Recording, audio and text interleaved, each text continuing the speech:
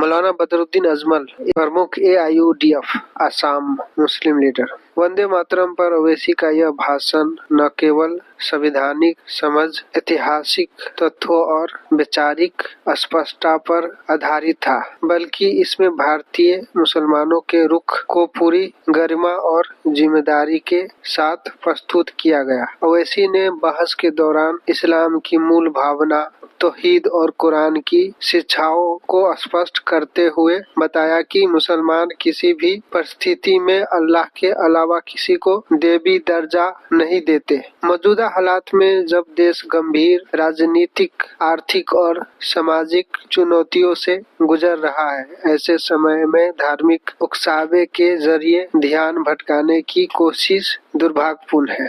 तो ये कहना था AIUDF अध्यक्ष मौलाना बदरुद्दीन अजमल साहब का। ओवैसी साहब ने क्या कुछ कहा, उसके बाद ये बयान जारी किया है, आइए सुनते हैं। बहुत बहुत शुक्रिया आपका कि आपने एक अहम मौजू पर मुझे बोलने का मौका इनायत फरमाया। और बड़े अफसोस की बात है कि बड़ी धूमधाम से हुकूमत की तरफ से इस बात को रखा गया, मगर 30 से ज़्यादा MP यहाँ पर मौजूद नहीं है। मैडम, पहले तो मैं वज़ीर आज़म की इस बात की मजम्मत करता हूँ और उनको बताना चाहूँगा कि जिना के बारे में उन्होंने जो कहा था, हम तो जिना के सख्त मुखालिफ है, इसलिए भारत को अपना वतन माने, मगर 42 में आपके प्यारे वीर और जिना की पार्टी ने नॉर्थ वेस्ट फ्रंटियर, सिंध और बंगाल में मिलकर हुकूमत चलाई और उस हुकूमत ने 1.5 लाख हिंदू और मुसलमानों को अंग्रेजों की फौज में शामिल कराया ताकि वो लड़े। तो किसी शायर ने अच्छा कहा था वज़ीर आज़म के बारे में कि फरेब देकर जमाने को पारसा ना बनिए, इन्हें कहो कि वो बंदा बने खुदा ना बने, अमीर शहर यही चाहता या हजरत कि हमारी चीख गले में रहे सदा ना बने। दूसरी बात मैडम, हमारे वजीर दिफा जनाब राजनाथ सिंह साहब ने बड़ा ही अजीब व गरीब और तकलीफ दे बात कही उम्मुल मोमिनीन के बारे में और उम्मुल किताब के बारे में। उम्मुल मोमिनीन उनको कहते हैं जो हमारे प्रॉफिट मोहम्मद सल्लल्लाहु अलैहि वसल्लम की वाइफ हैं। वो हम तमाम मुसलमानों की माँ, हम उनको तस्वुर करते हैं, मगर हम उनकी इबादत नहीं करते। हम अपनी माँ की इबादत नहीं करते। उम्मुल किताब कुरान है, हम कुरान की इबादत नहीं करते। कुरान अल्लाह का बिजावा कलाम है। तो उसके बारे में भी शायर ने अच्छा कहा कि खबर नहीं जिन्हें अपने दीन और मजहब की, हमें वो दीन का मतलब सिखाने निकले हैं। अहम बात यह है कि मैडम, हमारे मुल्क का आइन क्या इस लफ्ज से आगाज होता है, वी द पीपल। इसका आगाज भारत माता के नाम से नहीं होता है। हमारे संविधान का जो प्रियम्बल है वो क्या कहता है? Liberty of thought, expression, belief, faith and worship. अगर दस्तूर का ये पहला सफा ये बात करता है तो फिर कैसे किसी शहरी को किसी खुदा, देवी, देवता की इबादत करने पर या सजदा करने पर मजबूर किया जा सकता है? आप ही की पार्टी से आज की जो बातें हुई इसी का बोल रही हैं। हमारे कॉन्स्टिट्यूंट असेंबली में मैडम एक मोहतरमा थी रोहिणी कुमार चौधरी ने एक तजवीज दी थी कि प्रियम्बल में किसी देवी के नाम से शुरू हो। उन्होंने खास तौर से वंदे मातरम का जिक्र किया, मगर उसको कबूल नहीं किया गया। फिर KV कामत साहब ने एक तजवीज दी कि इट्स सिटीजन्स को बदलकर हर सिटीजन्स किया जाए और खुदा के नाम से शुरू किया जाए, वो तरमीम को मुस्तरद कर दिया गया। हमारे संविधान का उसूल यह है कि भारत क्या है, उसकी अवाम है, अवामी कानून की मुसन्निफ है, अवाम की मर्जी से सबसे बालातर है, अवामी हाकिम है। मुल्क किसी खुदा, देवी, देवता, मजहबी इलामत के नाम से नहीं चलता, ना मुल्क किसी एक मजहब की मिल्कियत है। इसीलिए बाबा साहब अम्बेडकर ने क्या कहा था, उन्होंने मदर इंडिया के नजरिए को मुस्तरद किया। बाबा साहब ने एक नई इस्तिलाह वजह कर दी और कहा कि भैक्षित भारत, यह बाबा साहब अम्बेडकर ने कहा। अब मैडम, अगर मजहबी आजादी इस आइन का बुनियादी उसूल है तो सवाल यह पैदा होता है कि उस वक्त हमारे जो कॉन्स्टिट्यूंट असेंबली के प्रेसिडेंट थे जनाब राजेंद्र प्रसाद साहब ने किस बुनियाद पर वंदे मातरम को कौमी तराना करार दिया? ना तो कोई सेक्यूलर रेजोल्यूशन है इसके बारे में। मैडम, मैं आपको बताना चाहूंगा कि जुडिशरी क्या कहती है। बीजो इमैनुअल केस है 1986 का, जिसमें जिहोवा विटनेस ने कहा कि मैं नेशनल एंथम के वक्त खड़े रहूंगी, पढ़ूंगी नहीं। सुप्रीम कोर्ट ने कहा कि उसने कोई गुनाह नहीं किया। वहीं एक 2017 का केस है अश्विनी उपाध्याय का केस सुप्रीम कोर्ट का, उन्हें कहा गाइडलाइंस दिए जाएं वंदे मातरम पर, सुप्रीम कोर्ट ने नहीं कह दिया। फिर आप आ जाइए madam, prevention of insult act national 1971, इसमें नेशनल सॉन्ग नहीं है, सिर्फ नेशनल एम्बलम और आपका नेशनल एंथम है। फिर आप आ जाइए 40th अमेंडमेंट आर्टिकल 51 है, 76 में पास हुआ, उसमें भी इसका कोई जिक्र नहीं है। मैडम, मैं आपके सामने बताना चाहूंगा कि हमारा भारत एक इसका मजमुआ क्या है। इसमें हिंदू है, मुसलमान है, सिख है, ईसाई है, जैन है, एथिस्ट है।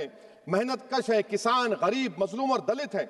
मगर अगर जो तकारीर आज हमने यहां पर सुनी और बाहर जो सुनते हैं, अगर भारत को देवी कहने और उसके आगे सजदा करने, तो दरअसल कौम परस्ती को, वतन से मोहब्बत को मजहब में तब्दील कर रहे, और फिर यहां पर बोल रहे कि अगर भारत में रहना है तो वंदे मातरम गाना पड़ेगा। भाई ये तो संविधान के खिलाफ है, सुप्रीम कोर्ट के जजमेंट के खिलाफ है। अगर वंदे मातरम मैडम कौमियत का मियार है, तो फिर सवाल यह है कि हसरत मोहानी की कौमियत क्या थी जिसने इनकलाब जिंदाबाद का नारा दिया? अगर यूसुफ मेहरली ने quit India Simon go back का नारा दिया तो उसकी कौमियत क्या थी? अगर हैदराबाद से मौलवी अलाउद्दीन जो मक्का मस्जिद का पहला मुजरिम है काला पानी में, और तूबेबाज खान जो मारकर लाश को लटका दिया गया था हैदराबाद में 8 दिन तक, उसकी कौमियत क्या थी? अगर इनायतुल्लाह काफी जो जिहाद का फतवा अंग्रेजों के खिलाफ दिया मुरादाबाद में, जब उनको 2 दिन में फांसी की सजा दी गई, और जब फांसी की सजा के ओर जा रहे हैं तो इनायतुल्लाह मौलाना काफी की जबान पर क्या था? वो रसूलुल्लाह हमारे प्रॉफिट की नात पढ़ रहे थे। क्या पढ़ रहे थे? कोई गुल बाकी रहेगा ना चमन रह जाएगा, पर रसूलुल्लाह का दीन हसन रह जाएगा। तो उनकी कौमियत क्या थी?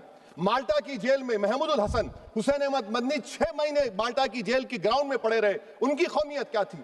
अल्लामा फजल खैराबादी का वो सल काला पानी का पुकार पुकार कर इनसे पूछ रहा है, जो वहीं पर मर गए, खबर वहां पर है, बताओ मेरी कौमियत क्या थी? मैडम मैं एक मुसलमान हूं, मैं इस्लाम को मानने वाला बावखार इंसान हूं, और मेरे मजहब की बुनियादी तालीम तौहीद है, ला इलाहा इल्लल्लाह, नहीं है कोई खुदा सिवा अल्लाह के। और कुरान में अल्लाह क्या बोल रहा? इय्याका नाबुदु इय्याका नस्तईन, तुम मेरी इबादत करो, मुझे मानो। मुझे कहां से मिल रहा? आर्टिकल 25 से मिल रहा है। मुझे कहां से मिल रहा है? Liberty of thought, expression, belief, faith and worship से मिल रहा है।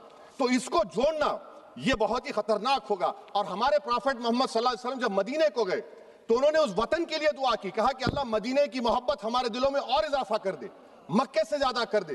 तो ये इस्लाम, मुसलमान होना, हमारे ईमान में मुल्क की मोहब्बत बीच में नहीं आती, और मुल्क से मोहब्बत है और रहेगी हमेशा, क्योंकि ये अजीम कुर्बानियां यहां पर शामिल है जिन्होंने जंग आजादी में हिस्सा नहीं लिया। आज अगर वो वतन की मोहब्बत का दर्ज देंगे तो बड़ा गलत होगा। मैडम मैं आपके सामने एक चीज पढ़ूंगा। 1937 रविंद्रनाथ टैगोर ने लेटर लिखा सुभाष चंद्र बोस को, मैं सिर्फ किसी ने नहीं पढ़ा ये।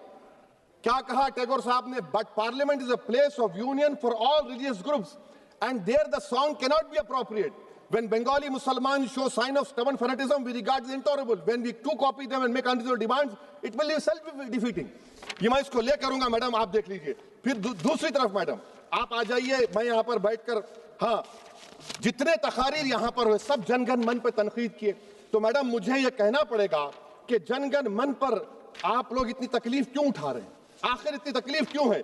तो मैं जब जाकर देखा तो मुझे 28 दिसंबर का ऑर्गेनाइजर मैगजीन का आर्टिकल मिला, जिसमें ऑर्गेनाइजर लिखता है कि what is the moral sanction behind government choice of Jana Gana Mana, except that it can be made an item of entertainment at the sumptuous parties thrown by government officials। आप बताइए इसका बोलेंगे आप? और फिर उसके काइंड कैसा करते हैं? It will mean we can not love our motherhood. Madam please, it will mean that Vande Mataram is buried alive with the word Jangan Mana on the tombstone, for the tomb will also be of Jangan Mana of the will of the people। इस पर आप क्या बोलेंगे? Madam मैं आपको ये बताना चाह रहा हूं कि वतन की मोहब्बत हमारे लिए बहुत अहम है, मगर ये बताइए हमको कि अभी मैडम यहां पर आनंद मठ के बारे में बहुत कुछ कहा गया। मैं सिर्फ 2 मिसालें आपको देता हूं। आनंद मठ के पेज नंबर 70 और 80 को पढ़ लीजिए। इसके बाद सनातन जहां मुसलमानों के घर पाते थे, इन्हें आग लगा देते थे। आप पेज नंबर 98 पढ़िए, हमें सिर्फ इन मुसलमानों को जड़ से खत्म करना है क्योंकि खुदा के दुश्मन बन चुके हैं। फिर आप पेज नंबर 115-16 दीजिए। फिर मुख्तलिफ इलाकों में मुसलमानों को सजा देने के लिए भेजे जाते, जहां मुसलमान आबादी नजर आती जला दिया जाता। फिर आप देख लीजिए मैडम सफे नंबर 120 पेज 120, बंकिम लिखते हैं कि सनातियों को मालूम नहीं था कि अंग्रेज हिंदुस्तान को निजात दिलाने वाले हैं। ये आप क्यों कर रहे हैं? अब आप मैडम, मैं आपको पेपर्स दे कर दूंगा। मैडम भारत में हमारी आजादी इसलिए आई और बरकरार रही कि हमने मुल्क और मजहब को एक चीज नहीं बनाया। हमने ऐलान किया कि हमारी मुल्क मुख्तलिफ तबकात मज़ाहिब पर मुश्तमिल है, हमारे मुश्तरका तकदीर हमारी कौमियत का सरचश्मा है, यह खास जबान सखावत मजहब नहीं है। अगर वंदे मातरम का मतन कौम और मजहब को एक बना देता है, अगर हम इसे टेस्ट बनाते हैं वफादारी का, तो फिर मान लीजिए कि यह गांधी, अंबेडकर, टैगोर, बोस और लाखों आजादी के सिपाहियों की सोच को छोड़कर गोडसे की सोच की हिंदू कौमी परस्ताना, मैडम खत्म कर रहा हूं, हिंदू कौम परस्ताना को अख्तियार करेंगे। मुझे वतन से बेइंतहा मोहब्बत है मैडम, और इंशाल्लाह हमेशा रहेगी, मगर बावजूद इसके कि मेरी मस्जिद, मेरी इबादतगाह, मेरे कपड़े, मेरे कारोबार पर हमले होते, मगर मैं फिर भी कहता हूं कि वतन मेरा, हर वतन को हम छोड़कर नहीं जाएंगे। मगर हुब्बुल वतनी का क्या मुतालबा है? हुब्बुल वतनी ये कहता है कि वतन से मोहब्बत है तो जुल्म को खत्म करो, गरीबी को खत्म करो, बेरोजगारी को खत्म करो, जबर का खात्मा करो, अमन का गहवारा बनाओ, पाकिस्तान की दहशतगर्दी को खत्म करो, एक्सप्लॉयटेशन को रोको, शरारत को रोको, मुल्क के खिलाफ की जाने वाली साजिश खत्म करो। मैडम, भारत एक चमन है जहां पर हर फूल को खिलना चाहिए, और अगर कोई इस फूल के, अगर पूरे फूल खिलेंगे तो उसकी खुशबू से ये वतन मुअत्तर होगा। मगर अगर इस चमन का माली ये कहेगा कि एक ही फूल खिलेगा, तो मैं जिम्मेदारी के साथ कह रहा हूं, अगर एक ही फूल खिलेगा तो वो सहरा बन जाएगा और माली माली नहीं रहेगा, वो जल्लाद कहलाएगा। तो इसीलिए मैडम, हम उम्मीद करते हैं कि हुकूमत इस पर जोर जबर ना करे। मेरा राइट है, यकीनन मैं जानता हूं कि आजादी के लड़ाई में वंदे मातरम का नारा था, मगर अगर आप इसको जबर करेंगे तो ये संविधान के खिलाफ है। वफादारी का सर्टिफिकेट हमसे मत लीजिए मैडम, खत्म कर रहा हूं। वफादारी का सर्टिफिकेट हमसे मत लीजिए। आपके बुजुर्गों के कोई एक किताब में लिख के क्या लिखा है बता दीजिए, कहां पर क्या लिखा हुआ है। तो मैं मैडम, मैं इस शेर पर अपनी बात को खत्म कर रहा हूं मैडम, मैं इस शेर पर अपनी बात को खत्म कर रहा हूं मैडम, मैं अपनी बात को खत्म कर देता हूं मैडम, क्योंकि आप बहुत जल्दी में हैं।